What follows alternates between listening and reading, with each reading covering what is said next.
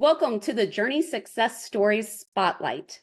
I'm Jennifer Shuffle, your host today, and I am joined with Peter Wimberg. He is the CEO and president of Wimberg Landscaping. It's great to have you here with us. Thanks for having me today. Looking forward to it. Love it. So today we will be talking about his business, his journey to business ownership, and challenges, best practices. So I'm really excited to share him and his journey with each and every one of you.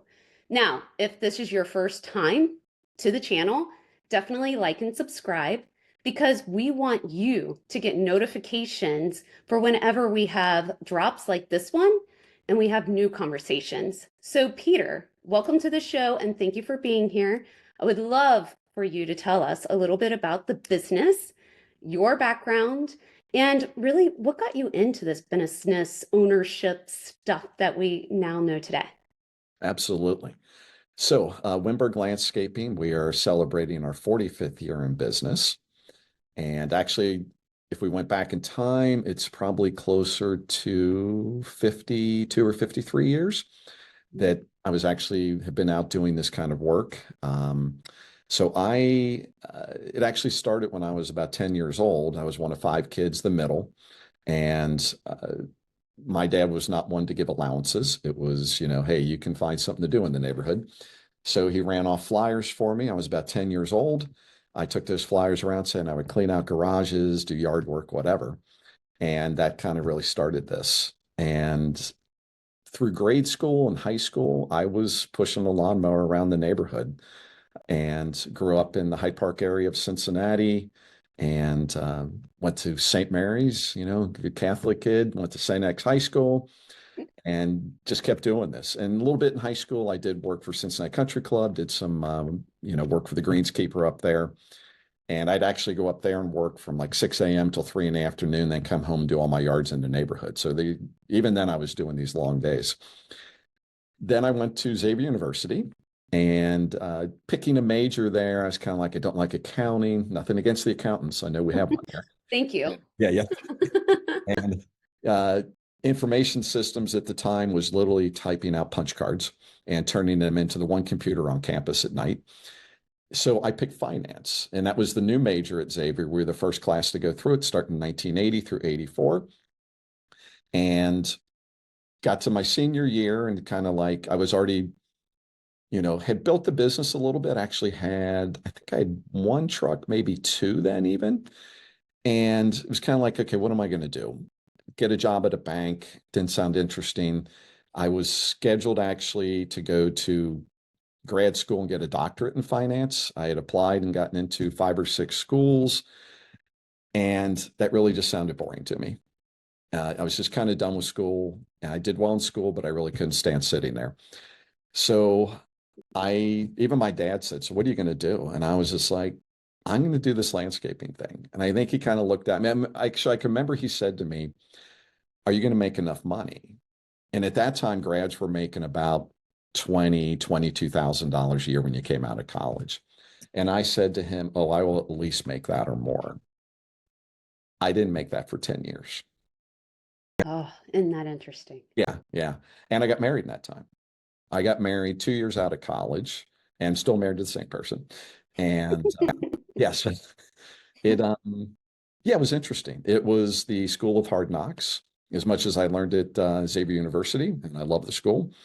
There's certain things they couldn't teach you, and you had to kind of find out on your own. And it was an educational process every day for that first decade. And it still is today in many ways, but that's what launched it. And I went from 2 or 3 trucks to 4 or 5 to 10. And today we have, I think, like 42 trucks and 60, 70 people working. And yeah, 40 something years later, sure, it turned out exactly like I thought. I love that so much. Yeah. So I love this discussion about hard knocks because as entrepreneurs, the saying is, you're not really an entrepreneur until you struggle to make payroll, which is hard knocks. So when we're talking about our journeys and those success stories, I know it took 10 years. Many people would have just thrown in the towel and just said, you know what? enough's enough. What kept you going? What really If like, if yeah, if nothing else, I am not a quitter. yeah, Okay. I tend to stick with things, and I I liked it enough that I didn't want to quit, and I could see the light at the end of the tunnel. And I think I was willing to say, yeah, I made a mistake. When you bring up payroll, I found out that sure, when your company's growing, all of a sudden you don't make quarterly deposits on the payroll taxes. You have to make them weekly. And you find that out by getting a nasty letter from the IRS threatening you with fines because they looked at what you just turned in. You should have turned it in well before that. So you learn quickly, and you become friends with a banker, you become friends with an accountant, and you better have a good attorney somewhere along the line that you can bounce stuff off of. I think you also learn, I mean, wow, I had the degree in finance, and which is, you know, as you know, coming out of college, it is very, not gonna say low level, but it's you only know certain things coming out. mhm, So what did I know about marketing, the company? What did I know about HR services? What did I know about interviewing people? I tell you what, I can go back to when I first started interviewing people 40 years ago and asking them questions that you would never ask today. yeah, I mean, really, I mean, you look back and I probably did say to people, whatever, are you married? Do you have kids? To a guy, just wondering, is this guy going to be able to commit to workforce? And you couldn't ask that anymore. So, um, and you kind of evolve with the times as they go on. And everything from sure you're hiring people. Do they know what they're doing? I mean, now we do background checks. We can do yes, drug testing on certain levels. And I was 23, 24 years old hiring guys who were like 40 and looking at me like, why would I work for this guy? And yeah, yeah, so I do like I said, I don't quit things.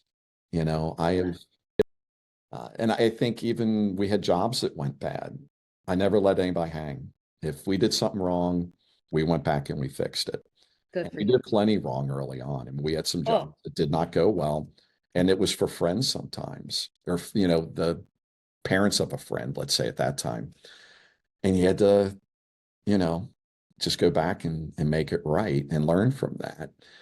yeah, And I also looked at it like, what else would I do? I mhm, couldn't sit in an office. I've always said if you told me the options on your life are sit in an office and crunch numbers all day or go out and dig holes, I would take digging holes. I'm yeah, just wired like that. I mean, yeah, my fun activities are volunteering at Smoky Mountain National Park doing 18-mile hikes. And on the hike, I'm clearing the trail of trees and doing campsite maintenance. To me, that's fun. That's a great day. yeah. Tomorrow, Saturday here in Cincinnati, I will be up early and I will ride my bike 100 miles tomorrow, probably. Oh, that's amazing. Yeah, and that's fun. And I'll do that 30 or 40 times this year, maybe almost every weekend sometimes. Well, and being outside, it's just invigorating. It really clears your Yeah. mind. And as a business owner, that's so essential. And I don't think people realize how much mindset really plays into that. So, my question is, what was the thing or the breaking point that really shifted you after 10 years to really have that growth and to get you to that next level? I think part of it was just getting older a little bit even. Even when you're 30, I was still dealing with people, the clients were all way older than me. I mean, you're talking people in their 50s and 60s, which I have to laugh now when my team comes back, we have sales meetings, I'll say something, so what were they like? And they're like, oh, they were kind of older and whatever. Like, what's older? That's 60. I said, watch it. Yeah, careful there. Uh, I, I, I think, well, experience was building on how to hire people, how to bid things, how to deal with the clients. And I I do think I am good at learning from experience. I mean, don't make the same mistake twice. I make a lot of mistakes, but Yes. ideally not the same mistake twice. And I I also think the beauty of this business is that I mean, for a while I was doing all the sales. I was meeting 800 or 900 new clients a year, Wow. okay, and managing the company. And the great part of that is I've been in sales training meetings with other companies where if these people have one or two sales meetings a month to sell like an HVAC system to a shopping center, they Hmm. prepare months for this. And I'm like, I have 8 or 9 a day. Yes. So I have plenty of practice. Hmm. And we always said too, if a job went bad, okay, there's another job coming tomorrow. And we never ever put all of our work into like one basket. It's one reason we're 100% residential. I'd rather so we have about 4,000 clients in our database, and we are in about 500 properties a week. The commercial end, which a lot of people love, maybe only have 100 clients, Hmm. but they're all really big. My thought on that is if you lose 5 of them, that's huge. It's a You bigger know, hit. yeah, yeah. So, you know, I've always liked spacing it out, that we just have a huge client base, and Yeah. you're going to lose people to moving, people die, people do get mad at you, and they go find somebody else, or you're just not a good fit with them. But I just think that as I got into my 30s and then 40s, the experience added up. And you could also then, by growing the business, you had to kind of, as you know, do everything early on. And Yeah. you just get to the point where you're working so much, you say, now I can finally hire somebody to work in the office. Yes. Because you're doing 12, 15-hour days, and you think, man, I'll give somebody 6 hours a day, and then I can even do more of what I was doing. And Right. just had that kind of evolution that you kind of looked at it and said, okay, we got an office person, and they got so busy, you hire a second one. I got so busy with the calls, I hired another salesperson, Mhm. and it just, yeah, I mean, it had that kind of just, evolution over time that, yeah, things just kind of grew and happened. Yeah. So, So the other piece about our journey is a lot of times we start the business for one reason, right. but now it's something completely different Mhm. because, as you said, it's 45 years in the making at this Yeah. point. Yeah. So, what does the business now allow you to do as the business owner? Right. So, yeah, it has gone from years ago where I was typing estimates at dinner. I was answering, you come home with a stack of carbonless, copy little notes on all the people you had to call. The answering machine had 60 messages on it. And yeah, you're just working like crazy. Okay. And actually at that time, it's fine. We have one daughter, and she's 30 now. So yeah, and my wife's an attorney, retired now, but we were just working, and we were just kind of focused on that. So uh, in my early 60s now, I'm not here as often. I come in um, some weeks, 5 mornings a week. I'll be here at 7 a.m. until about 9 or something. I travel a lot. I'm able to go out of town. We have a house in the mountains in Tennessee, so I'm down there 80 or 90 nights a year. I travel for probably 15 or 20 bike races a year, and then other big trips that my wife and I take. So it is definitely, it's kind of amazing. I look back at it that pushing Mhm. a lawnmower when I was 15 has provided me a career. It's kind Yes. of just weird to think about it because all of a sudden you do stop and you think, I am 60 something now. I'll be 63 in a couple of weeks. And you're like, yeah, kind of, Yeah. yeah, I kind of made it. It's kind of like you start that and you think, and I look back how many people I knew then who didn't last, Yeah. they're gone. So it is, and well, the really cool thing is it's provided me the opportunity to get out and do the volunteer work that I want to do and work with the groups I like working with. I've been on boards ever since my daughter was born. Actually got on a school board where she went to grade school and she was pre-3 through 8th grade. I was on that. Then I was on a board for her high school. I'm involved. She went to Xavier also. I'm involved over there with her executive mentoring, Hmm. Civic Gardens Center. I've been on nonprofits. So it allows that, allows me to donate my time up in Cincinnati parks, doing invasive clearing, parks in the mountains in Tennessee, whatever. So it's offered that. And I think at this point I can take a different view of the company. I'm Hmm. not worried about selling more lawns to mow or more maintenance projects because other people are doing that. So I kind of had that opportunity to take kind of that bird's eye view of what are we really doing? And Yes. In fact, I just had yesterday somebody emailed me and said, "Have you ever thought of selling your company? I've been looking at you online. I think there's definitely people out there who want to buy your business." And I'm like, I'm sure there are, and I'm not interested. And yeah, I'm Good for really not. you. Yeah, I used to think I would, like by this time maybe be out of it, Yeah, but I feel too young still. I might look old, but that's I feel, great. yeah. And I look at it that the one thing we started doing about 5 years ago is we're really promoting this kind of chemical-free native landscape where maybe Mm, you get rid of your lawn. I have no lawn in my house in Mount Lookout. I got rid of about a decade ago. And I had neighbors sending me emails saying, you can't do this. We're going to turn you into the city. You're going to ruin the property values.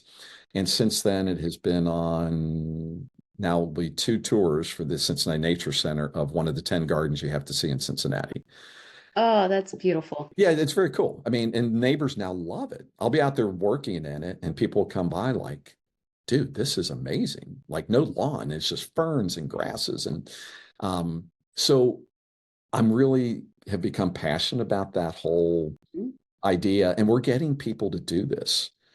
We have people in Hyde Park who got rid of their lawns and have gone with these amazing pollinator gardens where they walk out, yes, there's hummingbirds and bees and goldfinches, and it's astounding. And we're really pushing that, and people are buying into it. great. And I like it enough and a lot, really, that I want to see it through for I don't know how much longer. I know this. So last year we gave a talk at the Cincinnati Zoo as part of their native plant symposium, and they fly people in from all over the country. And we gave like the talk like right after lunch, and there's like 300 people in the room or something, 200, whatever. And afterwards, I said to our team, "Did you ever think we would talk at the zoo about anything?" Like what? And we were up there with like experts from the East Coast and out West, and we talked about the world of pollinators and selling these gardens in residential landscapes and the challenges of it and the plants we use.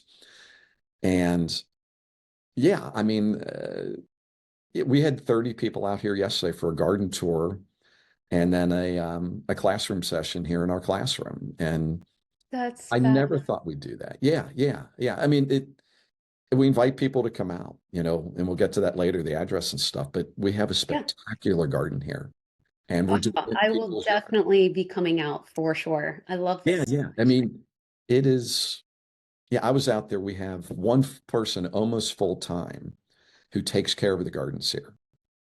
And That's she's a professional opera singer with the Cincinnati Opera. But this is like her other thing to use yeah, that it's side of her hobby. It's her yeah, thing yeah, right, to keep her yeah, going. yeah. And So I when walked in here this morning and she was out there and she looked at me, she goes, "This is just so outstanding." And I get to work here, aw, said I feel the same way, that's so so anyway, precious. yeah, yeah. So when you think about the business and what it provides for our region, Mhm. is it community? Yes, you have to have money in order to create some of the things, but how would you kind of sum that up as to what does the business like provide outside of just landscaping? Because there's so much more to it. Yeah, so I'll, yeah, I'll meant, that kind of leads to maybe what does our ideal client look like a little bit here that, Yes, thank uh, you. yeah, yeah, okay. And so we service the entire greater Cincinnati area into Kentucky. We even go into Indiana. We're up into Mora. We're down to Augusta, Kentucky. We tend to be concentrated on the east side for the most part. Hyde Park, Mount Lookout, Indian Hill, Terrace Park. In that area, we're very heavy. And people in the selling process, we are very lucky. The phone rings here all day and someone answers it. So we have no machine when you call here Good. and they're telling us their pain. In that selling process, we're not cold calling people. And, I'm not calling you up on your phone and saying, "Jennifer, do you think you need some landscaping?" You hang up on me. Okay. So people are letting us know what their pain is immediately when they call. I need this, I need that. And so I think our clients, one, they want someone really reliable. They don't want to worry about it. Um, they it's not so much price really, as much as that reliability factor. And they're professionals. They are, I'm not saying they're all doctors and attorneys, but because it's surprising, some if you've been around Hyde Park and Mount Lookout, not everything's Yeah. a huge yard. Some of them are Right. little Tiny. yards, these little side streets, and they hire us. I mean, they want it done also. I think part of it is they see the investment in their homes, and real estate certainly keeps going up, and they see the value, in putting the money into their property and maintaining it. Because someday when you go to sell it, those photos are going to be on there. And Absolutely. they buy because of personal pride in their property. They do want to come home. They want that outdoor kitchen, you know, Hmm. they want the backyard with the garden in it or whatever. That's another thing. Nothing we do is ever the same. It's not like we're cranking out walls all day that are kind of the same. Every project is different. I mean, there's hillsides, there's flat yards, there's wet yards, there's dry yards, there's whatever. Houses up on hills, houses in the valleys. So it's just kind of crazy. We But do have a very beautiful landscape here in the Cincinnati we do. metropolitan Yeah, the area. hills make Yeah. it. Yeah, yeah. But I just think that people like to know that when they sign up with us, we're gonna take care of it and they don't have to worry about it. And I Yeah. like that in a company too. Absolutely. Just call me when something needs to be done, notice things. We Yes. really emphasize that to our team. You're the eyes out there. If you see something, take a photo, the way things are now. Take a photo, send it to your manager, and we can contact a client almost immediately and let them know something's going on or there's a problem. But yeah, I think they hire us because yeah, we're going to be reliable. I think that's just such a part of it. Yeah. Yeah. So when you think about the business today, and then 5, 10 years from now, what does that look like? Where do you want it to go? Because as you just mentioned, you don't want to sell it. So what does that look like? Right. So on the services end, I think we keep expanding what we're doing. The core services of maintenance, um, even snow removal if it happens to snow, the construction work we do, the walls, absolutely just still driving ahead with that. I see the pollinators getting bigger and bigger. This whole lawn, free, chemical free. In fact, there was an article in the Wall Street Journal today, a big feature on the Hamptons, a company up there promoting this and doing this. Awesome. And so I see that really picking up and that we're going to be the leader in that. And so 5 to 10 years, I think I'll still be here, knock on wood. I hope I'm still here. Like I said, I've got a daughter here. I think, you know, uh, she may want to take it over. We'll see on that. But um, I, yeah, I could see in 5 to 10 years, maybe we have a second location. So we've been in the current spot for about 5 years. We got 5 acres, beautiful facility, but maybe in northern Kentucky or somewhere in Kentucky, we expanded to that area. So yeah, yeah, we like Kentucky. Concur. Yeah, I yeah, think we you like should. So I have a fun question. yeah. If you had a little bit of like magic dust that you could choose one spot to sprinkle it on in the business, where would it be? I think it would probably be in education. Ooh, tell me And more. I say that because in the service industry, if you want to be a plumber, you have to go through all the certification, electrical, electricians, you have to go through training on that. Whereas landscaping is a very easy entry, occupation. People just kind of dive into it and they're good to go. There's no certification needed. And I wish, yeah, that I wish it was, you know, uh, had a more formal entry into it that you had to kind of show something. The Mm, kind of sad thing is like the horticultural programs, like at Ohio State, uh, there's not many people in them. I mean, I'm talking like a couple dozen is about it. wow. Considering landscaping is like a $1.5 billion a year industry in Ohio. And it's so years ago, I read a book. It was called Physics of the Future. Okay. Great book. You should look it up. This guy, Okay. he wanted to do what Jules Verne did back in the 1800s, predict the future. And Jules Verne predicted basically fax machines without calling them a fax machine. He predicted flight, all that stuff. So this guy in this book, Physics of the Future, he had three industries that would still be around in 100 years. Okay. One of them, Okay. hair care. that we will never Makes want a sense. robot cutting our hair, okay, or some AI avatar or something. um, Recycling, that recycling is going to continue to be huge, and landscaping.